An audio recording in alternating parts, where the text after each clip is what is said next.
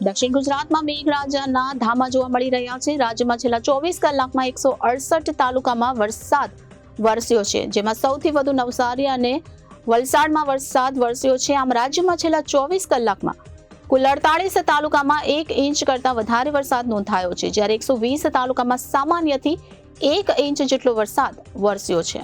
ગુજરાતમાં મેઘરાજા શાનદાર બેટિંગ કરી રહ્યા છે, ત્યારે શુક્રવારના રોજ રાજ્યના 168 તાલુકામાં વરસાદ વરસ્યો છે, તો સૌથી વધુ વરસાદ દક્ષિણ ગુજરાતમાં ખાબક્યો છે। દક્ષિણ ગુજરાતના તમામ જિલ્લાઓમાં સારો એવો વરસાદ વરસ્યો છે, એમાં પણ વલસાડ અને નવસારીમાં સાર્વત્રિક વરસાદ ખાબક્યો છે। ત્યારે જાણો કે ક્યાં કેટલો વરસાદ નોંધાયો છે। તો વલસાડ જિલ્લાના વલસાડ તાલુકામાં 6 ઇંચથી વધુ વરસાદ નોંધાયો છે, તો પારડીમાં 4.5 ઇંચ વરસાદ, તો વાપીમાં 4 ઇંચ, તો ઉમરગાંવમાં 4.5 ઇંચ અને ધરમપુરમાં 3 ઇંચ અને કપરાણામાં 2 ઇંચ જેટલો વરસાદ નોંધાયો છે।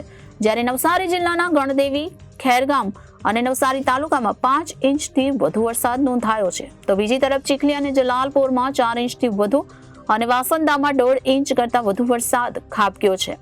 છેલ્લા 24 કલાકમાં રાજ્યમાં કુલ 48 તાલુકામાં 1 ઇંચ કરતાં વધારે વરસાદ નોંધાયો છે, જ્યારે 120 તાલુકામાં સામાન્યથી 1 ઇંચ જેટલો વરસાદ વરસ્યો છે।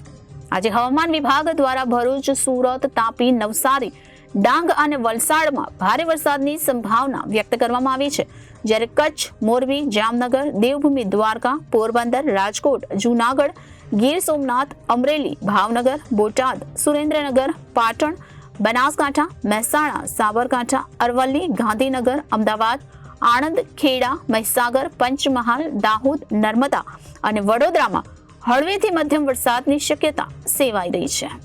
Bureau report, Janadesh news, Surat.